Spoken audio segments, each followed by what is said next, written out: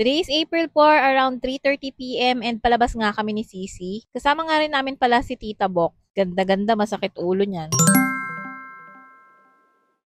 Ang gaganda nga ng bis naming tatlo pero eto naglalakad lang kami. Ngayon nga pala yung schedule ng birthday photoshoot ni Sisi. And same with last year, dito ulit siya magpapa-photoshoot sa The Camera Crop Self-Portrait Studio. Dito to sa may Putatan guys, National Road, katabi ng Angel's Pizza. Nasa second floor sila, yung nasa baba nila is yung JN. So ayan, umakyat na nga kami. And this time nga kasama namin si Tita Bok. So tinanong namin siya kung gusto niyang sumama sa amin and game na game naman din si Tita Bok magpa-photoshoot. So nakabook nga si Sisi. So siya talaga yung naka-schedule for photoshoot ng 4 PM. Kaya nung dumating kami doon, walang ibang client. Last year nga yung birthday photoshoot niya ay dito niya rin ginanap. I think since 2023, every time magbe-birthday kami ni Sisi, nagpapa-photoshoot kami. Pag birthday ko, kasama ko siya, and pag birthday niya, kasama niya ako. Again, sa mga ganitong self-portrait studio, walang photographer na kukuha sa'yo. Self-photoshoot ito, so may malaking screen sa harap mo at ikaw lang ang mag-shot ng mga pictures mo. Kaya nga, perfect to sa'yo kung mahiyain ka at nahihiya kang mag-post kapag may photographer. So, pinapasok na nga agad kami ni Sir sa loob. Pinapili na rin niya ng backdrop si Sisi at sinet up niya na dito. So, ayan yung sinasabi kong merong malaking monitor sa harap and meron din yung shutter or parang remote control na pipindutin mo para mag-shot. And complete with background and lights dyan. Kaya magiging maganda talaga yung outcome ng mga photos. So, depende yan sa package kung ilang minutes. Merong 15 minutes, 30 minutes, and more. Hindi ko pala alam kung anong package itong kinuha ni Sisi. Ilalagay ko na lang siguro sa comment section. Pero 30 minutes yung time namin. And nga, nag-umpisa na kaming mag-picture-picture. Salitan kaming tatlo. Kailangan talaga dito na plano mo na yung mga poses mo, yung outfit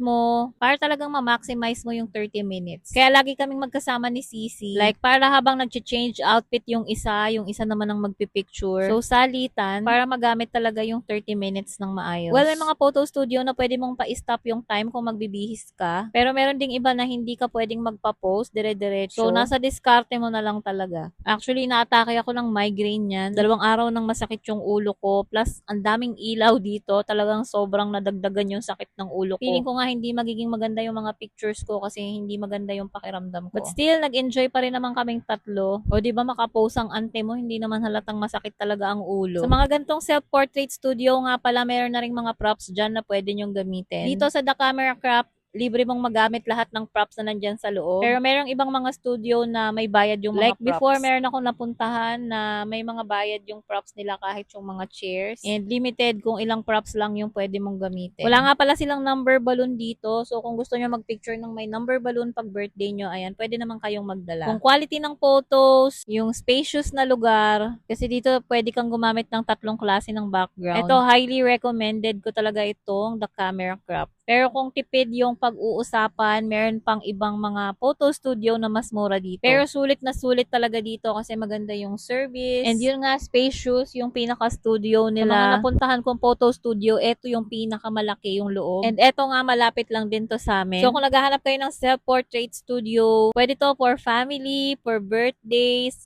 for barkada. Ayan, itry nyo na dito sa The Camera Crop Self-Portrait Studio. Along Putatan National Road lang to. Highly recommended. So, bali nakatagda 2 palit kami ng outfit dito. So, makikita nyo dyan na nagpalit na si Sisi ng outfit. And si Tita Bok magpapalit na rin siya. So, ako naman yung nag-picture-picture dito. Tapos, tinawag na rin namin si Sir para magpalit ng backdrop. And ako naman ang magpapalit ng outfit. So, habang nag-change outfit ako, si Tita Bok naman at si Sisi ang nag-picture-picture. Then, after ko magbihis, ayan, nag-picture naman ulit kaming tatlo. Medyo di nga ako prepared sa mga post na gagawin ko dahil nga masakit yung ulo ko. Kaya kung ano-ano na lang din ang ginawa ko. But so far, sobrang ganda pa rin ang mga kinalabasan ng mga photos. Meron din silang nakalagay na timer dyan, kaya nakikita mo kung ilang minutes na lang yung natitira sa'yo. And after nyo nga mag-picture-picture dyan, doon naman kayo sa labas. Papipiliin kayo ng mga pictures na gusto nyong i-enhance. Sa package na kinuha ni Sisi, 15 photos yata yung in-enhance or in-edit. Pero lahat ng raw photos na yan, isisend nila sa email. Lahat ng pictures na na-take mo doon sa loob, isisend nila sa'yo. Pagkagaling nga namin dyan, nagugutom pa tong dalawa, gusto nilang kumain. GD24 sana kami, kaso sarado na pala yung GD24. Dahil nga sobrang sakit ng ulo ko, nagmamadali na rin talaga akong umuwi. So, ito nga pala yung ilan sa mga pictures na na-take namin doon. Pakita ko yan sa inyo sa next videos. But, ito na lang muna for now. Bye! Thank you for watching!